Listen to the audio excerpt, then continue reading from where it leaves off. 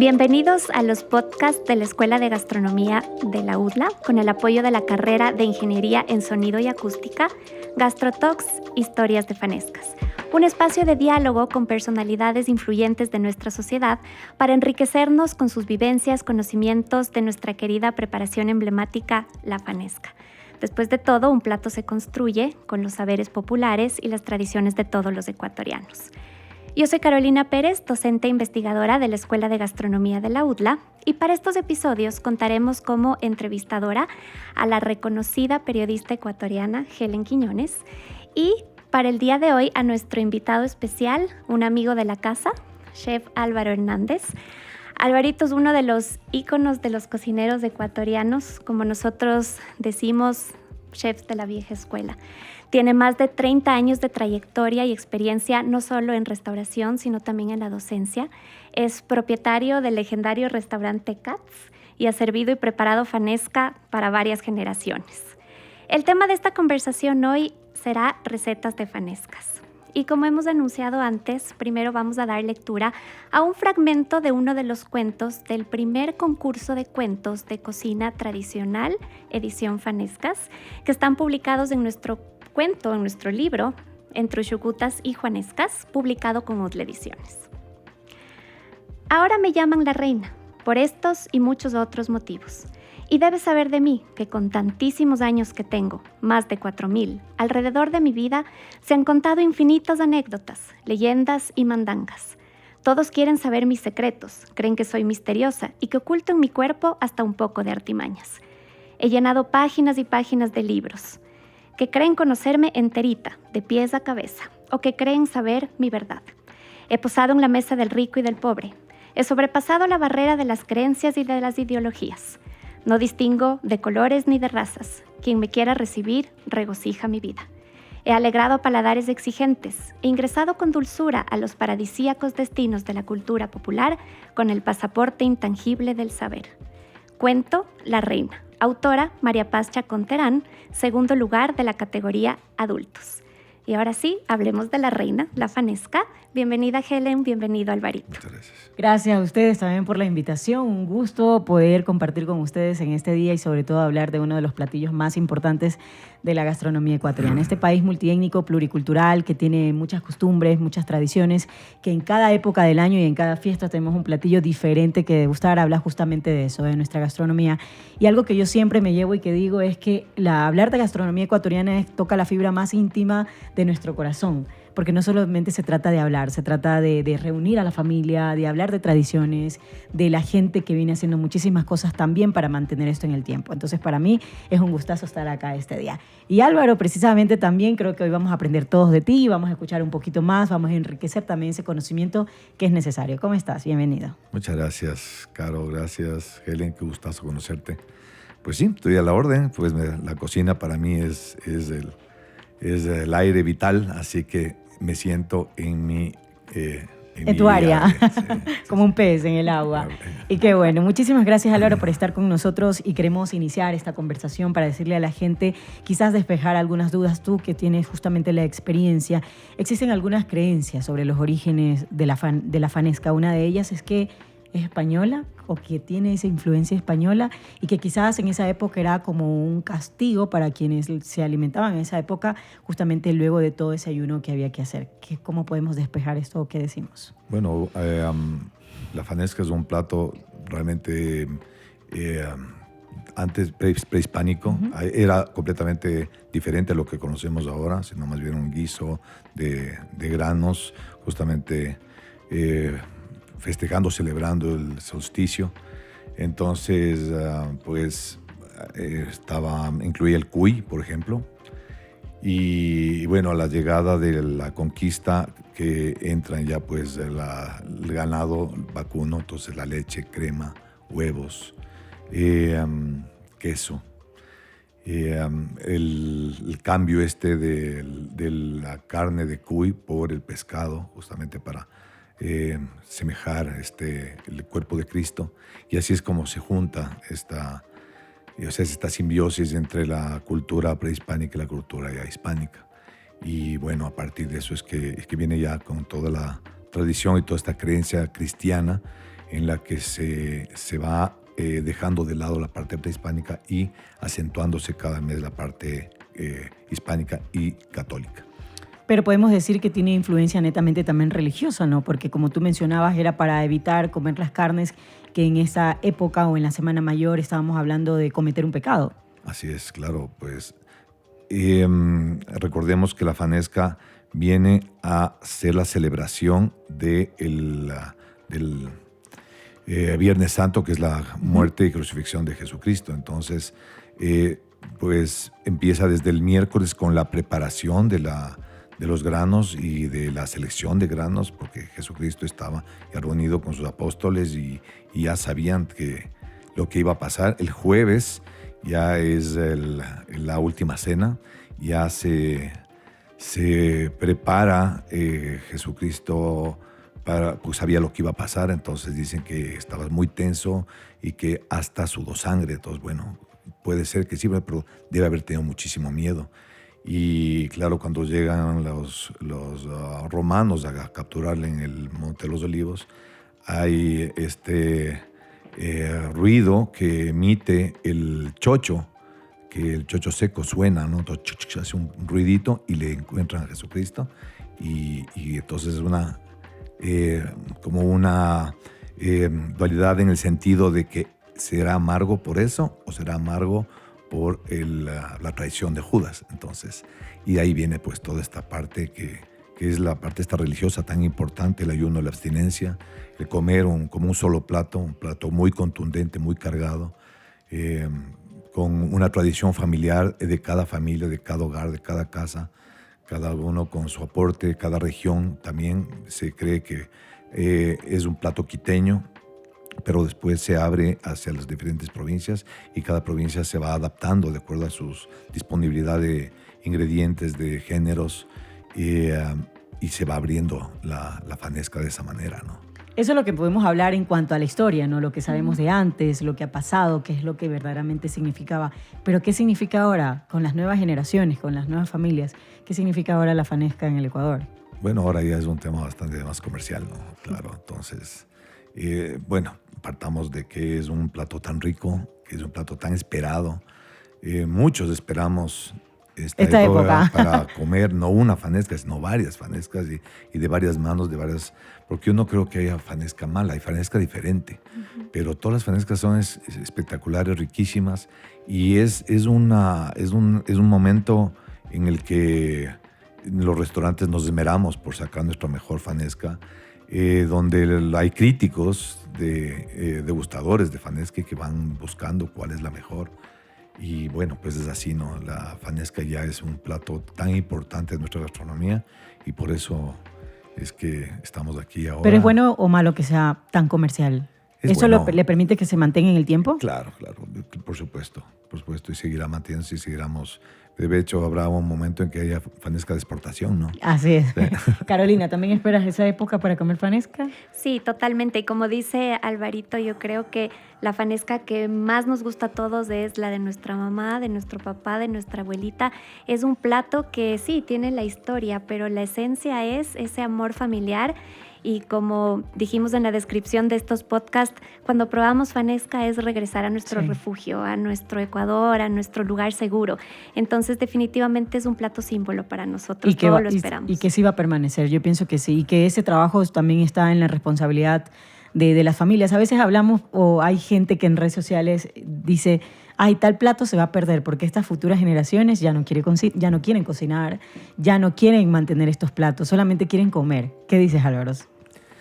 Sí, pues eso hay un reto. ¿Será las futuras abuelitas, será que van a poder hacer fanesca? Yo creo que recae mucho en la responsabilidad de los restauranteros, de las escuelas, de los educadores, de fomentar esta cultura como algo muy importante dentro de nuestra carrera, dentro de nuestra profesión, de mantener este tipo de preparaciones y que tienen que especializarse, mejorarse, de mejor técnica, más ya mucho más avanzadas, pero tienen que perdurar. La responsabilidad también de la academia, ¿no? Que es totalmente supuesto. importante que quienes estudian gastronomía puedan también, sean ellos quienes tomen la batuta de la familia y que nos mantengan estos platos aquí.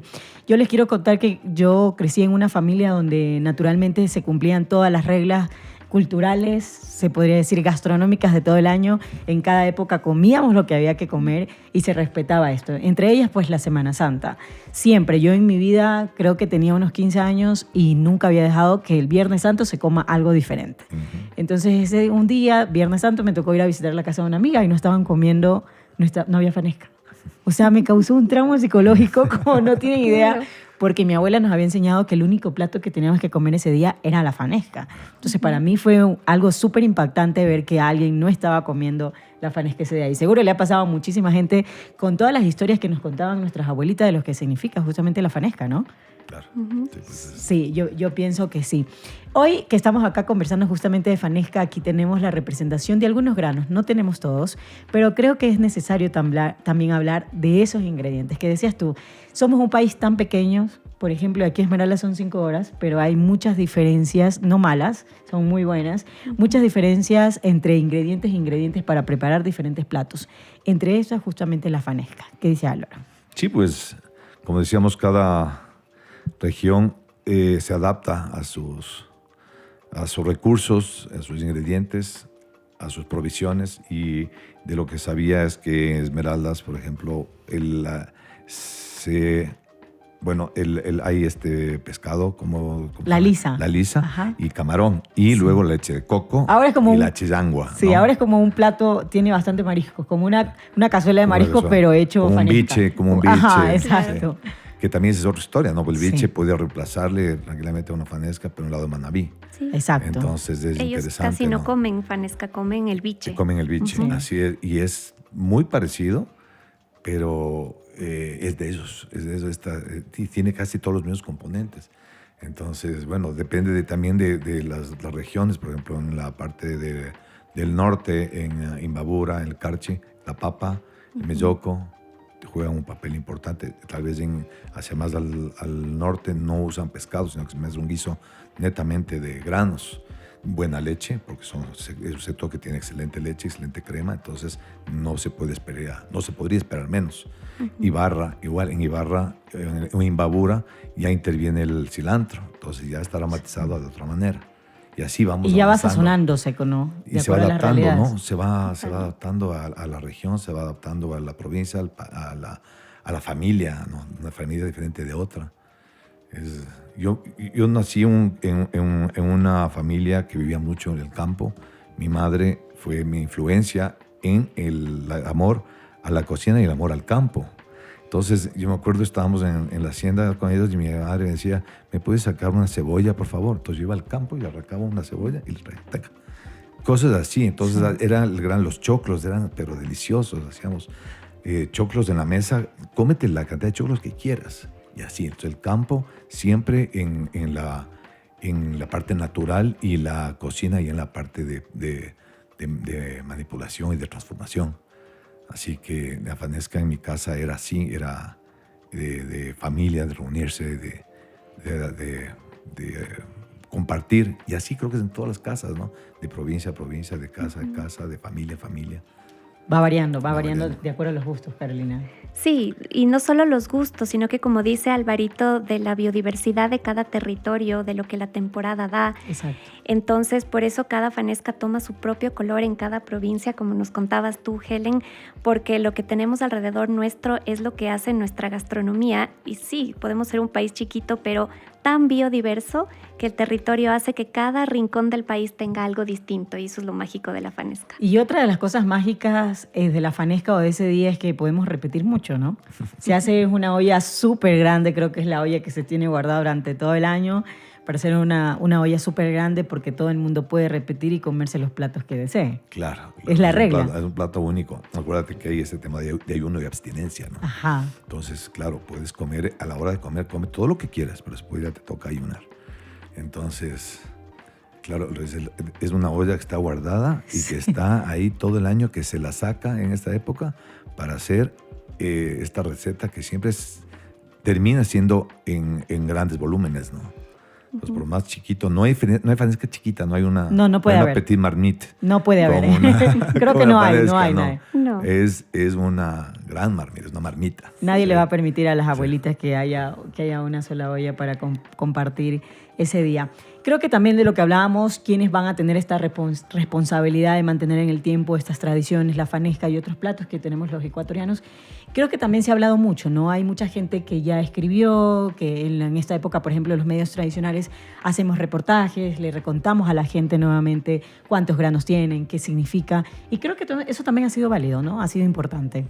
Claro, o sea, también es el compromiso pues, del periodismo que estén permanentemente recordando lo que tú dices, está perfecto y es exactamente lo que se necesita porque el cariño y el afecto, el arraigo de nuestra tradición se puede ver y puedes tú comparar con el resto de gente de que en verdad lo que tú decías, esta casa se come fanesca, esta no, ¿por qué no? Entonces, ok, a ver, vamos a comer todos fanesca. Esta es la época de respetar las culturas, de respetar de por qué estamos haciendo esto y de por qué debemos conservar y por qué tenemos que llevar mucho más allá en el tiempo. Nosotros tenemos la ruta de la fanesca en el canal.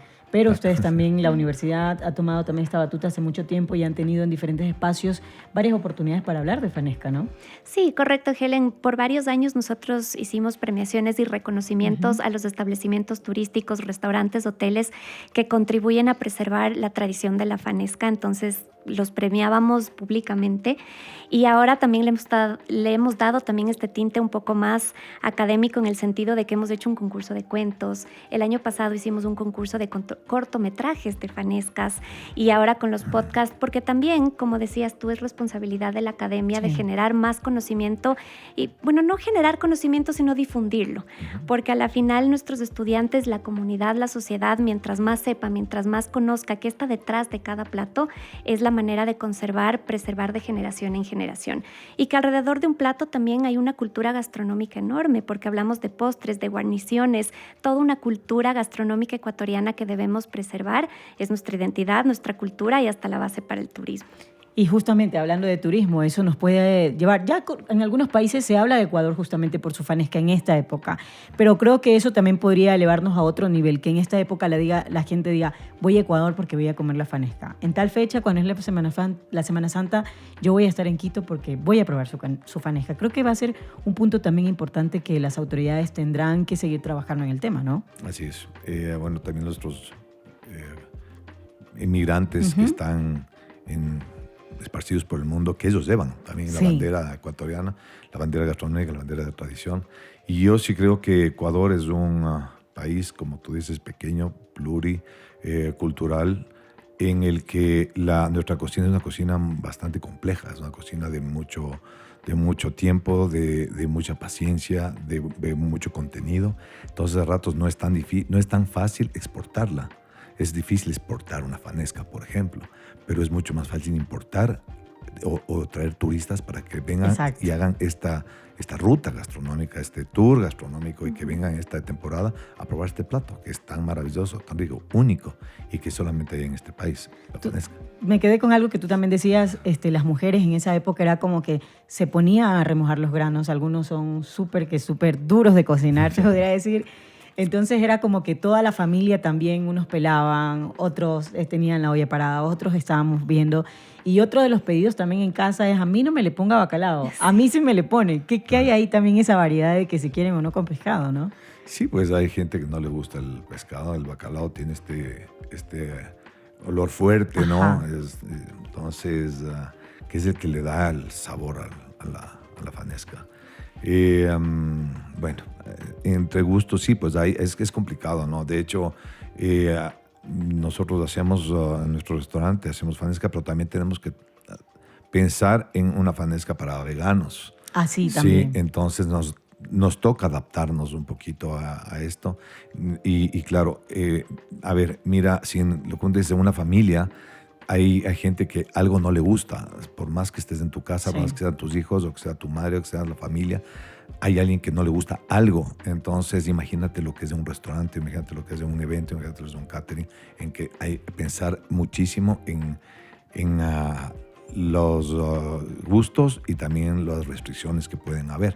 Entonces es importantísimo siempre tener, y que por eso mismo no se pierda. Disfruta, ok, tienes alergia a la lactosa, tenemos que hacer algo Así para es. que puedas probar la fanesca sin lactosa. Difícil hacer una fanesca porque se cuece completamente todo en leche, pero si a ti te gusta y te diste cuenta de que en un momento eres intolerante a la lactosa y te encanta la fanesca, hay que hacer lo posible para que puedas seguir teniendo esta satisfacción. Y si eres vegano, bueno, pues entonces tenemos que adaptarnos. Y si te gusta con bacalao, pues Con doble bacalao. ración de bacalao. Y hay un tema también importante. ¿Hay reglas para decir con qué podemos acompañar la fanesca? ¿Cuáles son esas guarniciones? ¿O es libre? No sé si reglas. Yo creo que no creo que es importante. O sea, no creo que deberíamos tener Que una sea regla. sí o sí con sí esto. o sí con esto. A ver, la receta sí debería ser bastante Tal cual, estricta en la preparación, la cocción, las técnicas, en el tiempo, etcétera. Pero las guarniciones, como decíamos, es un plato único, es un plato de un día y en el que después, bueno, pues tienes este ayuno y la abstinencia. Entonces, ok, ¿quieres comerte 2 platos, 3 platos, 4 platos, 5 platos de fanesca? Dale. Pero guarniciones, hay gente que hace este molo, ¿no? Molo. Sí. Yo le veo un poquito grotesco, ¿no? Es como demasiado contundente. Con pesado. todo lo que ya hemos comido, ¿no? Con Muy todo pesado. lo que hemos comido. Entonces, en mi casa y en mi restaurante, nosotros no ponemos molo. Nosotros hacemos una muy buena fanesca con todo lo que creemos y lo que debe llevar, pero no tenemos guarniciones. Más bien postres, podría ser, entradas tampoco. Entonces es un buen plato. Yo tengo que Y- confesar que yo he comido con arroz. Un platito de arroz al lado para estar Sí. mojando y comer ahí. Como buen Claro. Sabe ecuatoriano. muy bien. ¿Tú le acompañas con alguna guarnición? Bueno, en mi casa sí se hace el molo y como dices, Alvarito, no sé cómo hacemos para que todos alcancen a comer. Los postres son infaltables y guarniciones, las tradicionales masitas, le tenemos mucho cariño porque siempre eran los niños los encargados de hacer las masitas y eso es algo que se ha mantenido en todas las generaciones.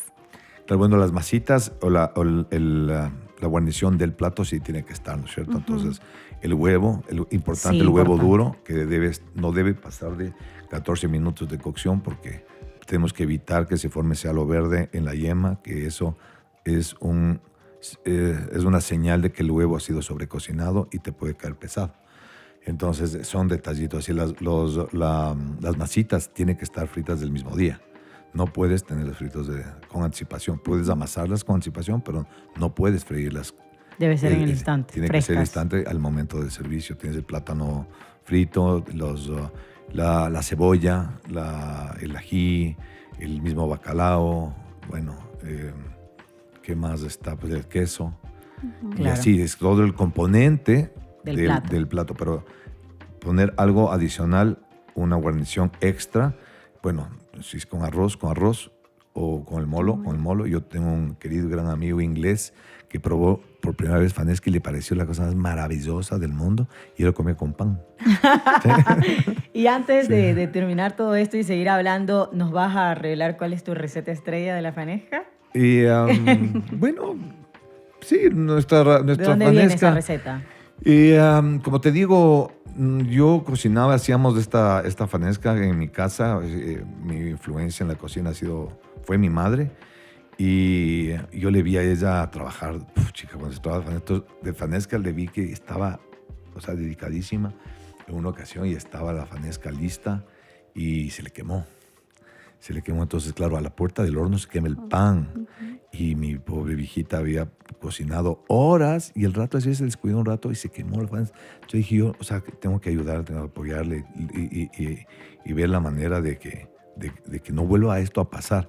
Entonces, yo en mi restaurante lo que hago es tener todos los ingredientes siempre lo mejor que puedo tener, lo mejor que nos trae el mercado, que esa es otra cosa.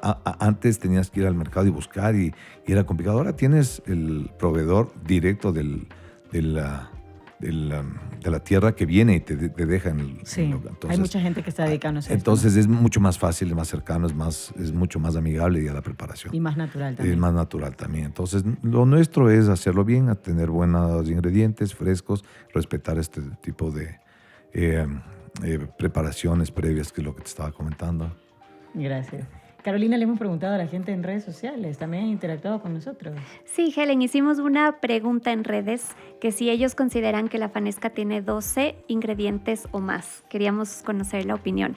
Y les cuento que ganó la respuesta más de 12 y es la forma de concluir lo que hemos estado hablando ahora, porque justamente es difícil decir que una fanesca tenga solo 12 ingredientes, porque tiene sus dos raíces, la española, la andina, que esto profundizaremos en otros episodios.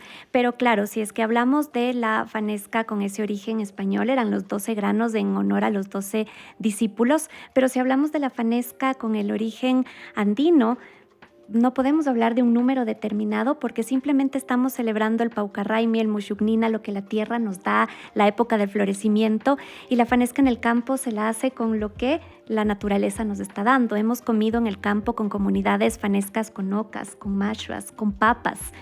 Y en con sí, yuca. También, y justo por eso, Helen, también venía esta pregunta en diferentes provincias, como es la identidad de cada familia, de cada territorio.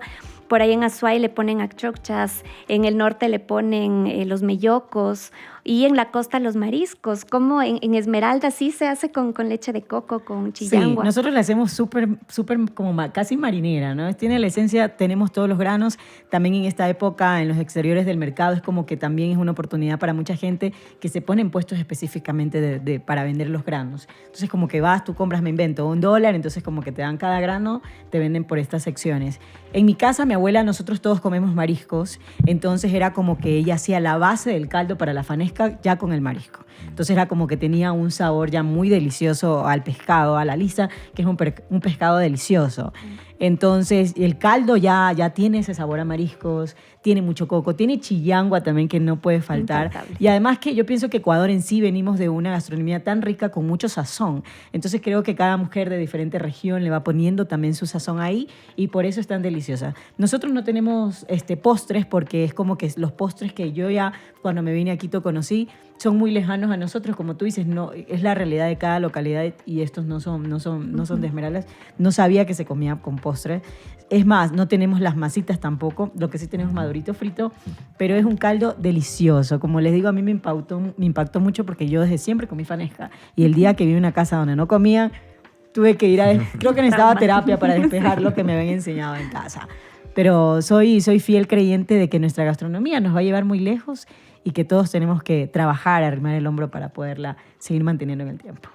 Correcto. Creo que con eso vamos a cerrar este podcast. Ha sido un abrebocas espectacular porque en los demás episodios hablaremos de tendencias, del origen, del turismo, de todo lo que la fanesca, siendo fiel representante a este plato infinito, nos da también un sinfín de charlas por conversar.